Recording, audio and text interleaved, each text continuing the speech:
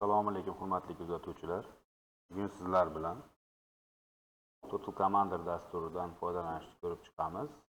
Ya'ni mana dastur, mana Total Commander dasturi.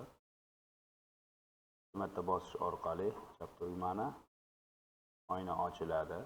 Bunda biz o'zimizga o'sha kerakli bo'lgan hujjatlarimizni, fayllarimizni boshqarish imkoniyatiga ega bo'lamiz. Bugun sizlar bilan katalog ochishni ko'rib chiqamiz. Buning uchun disklar disk va D disk yoki A, O bunaqa bo'lishi mumkin. Endi diskka yangi katalog qo'shishimiz uchun F7 tugmasini bosamiz. F7.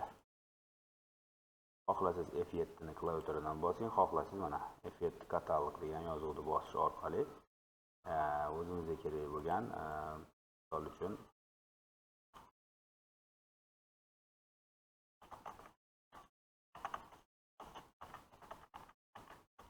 saytlar uchun degan papka ochdim. Shu orqali ochiladi. E'tiborlaringiz uchun rahmat. Sog' bo'linglar.